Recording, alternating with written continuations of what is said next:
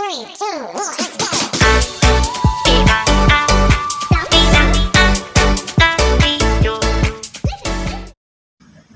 The pasteurization and its brief history.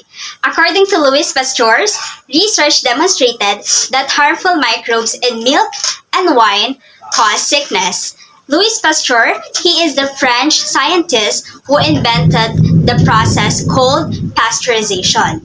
So he is the person who conduct an experiment and found out that we need to reach the temperature of 50 to 60 degrees Celsius or 122 to 140 Fahrenheit.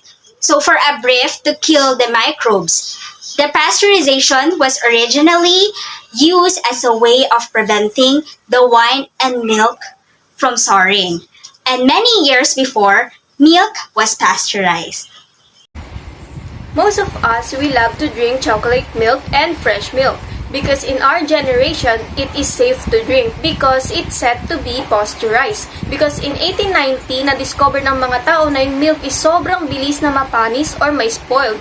And the French scientists studied fresh milk and spoiled milk under the microscopes, and he found out that the fresh milk has a lactobacillus, which is yung mga friendly microorganism, while spoiled milk has a very dangerous microorganism. So, the scientists decided to boil the fresh milk and the deadly microorganism died.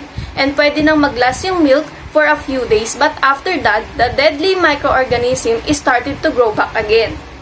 So, the scientists started to conduct an experiment again because he wanted to last the fresh milk even longer. So, Louis Pasteur tried to put the milk in refrigerator and set it in low temperature, and his experiment was successful because the milk lasts even longer. So, boiling milk kills the deadly microorganism and cooling milk ensures they don't grow back.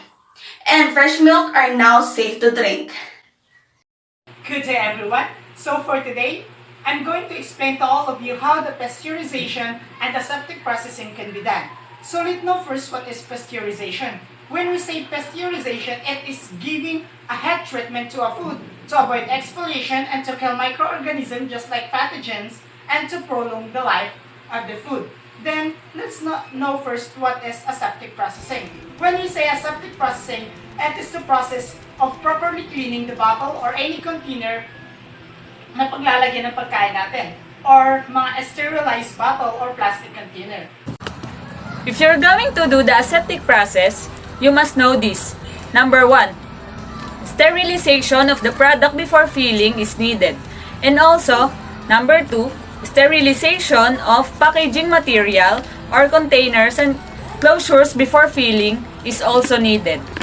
In packaging material, the material must consist of paper 70% and polyethylene 24% and aluminum with 6% with a tight polyethylene inside layer. In conclusion, product can be packed in 1. Carton box, 2. Bags and pouches, 3. Cups and trays, 4. Bottles and jars, 5. Metal cans, 6. Plastic cans, and number 7. Composite cans. And these are the advantages of overin container sterilized foods. Quality of aseptically treated foods may be higher due to UHT sterilization. UHT process involves faster heating and followed by cooling. So, as you can see to this chart, this is how the pasteurization going to aseptic processing can be done. So first, we need a raw material. So from the raw material, it will going down to continuous heating. From continuous heating, dito na nagaganap yung pagpatay ng bacteria at para ma-prolong yung life ng food at ma-avoid yung exfoliation. Then as you can see from this chart, yung broken line na yan, yung square na yan, yan yung naglalama, yan dyan nangyayari yung aseptic processing. So from aseptic processing, after ng heat treatment or giving a heat treatment to a food, pupunta to sa cooling. Then after sa cooling, pupunta to sa hold tank. Then from the hold tank, doon na ipaprocess para malagay to sa aseptic filler. Yung aseptic filler, ito yung mga sterilized bottle or plastic container na paglalagyan ng pagkain. Then after that, makakapag-produce na tayo ng finished product. Pero alam nyo ba na after that, yung finished product, pwede pa natin pasteurization or giving a heat treatment para maiwasan yung pagkapit ng bacteria. Food preparation natin.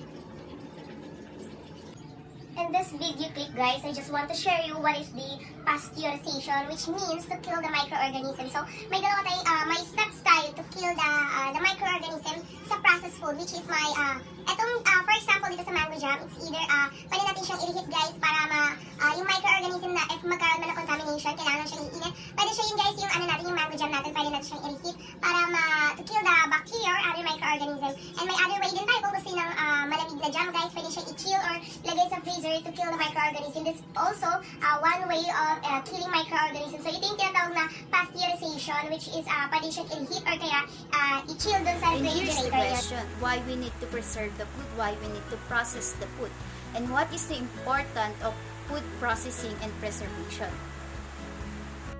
Gano'n nga ba ka-importante yung food processing when it comes sa isang product and at the same time sa mga taong makakakain ng processed food na ito? So, food processing is any method that used to turn fresh foods into product foods. So, basically, it includes na rin dito yung paghuhugas ng food, chopping, pasteurizing, freezing, packaging, and many more. Just to maintain the food safety by removing harmful microorganisms of the product or the food itself. And now, the importance of food preservation. Increase the shelf life. Ibig sabihin, nadadagdagan or na-extend yung shelf life ng mga food kapag pre-preserve for about a week or a year. For example, fruits and vegetables. Pwede mo sila makain kahit hindi nila seasons. Next is increases food supply. Ibig sabihin, the more na nagpe-preserve ka ng food, the more na nadagdagdagan yung supply. Pwede kang bumili as far as many as you can. Then the next one is hindi nagbabago yung taste, yung color, and nutritive values ng mga pagkain kapag tama yung pagpe-preserve mo.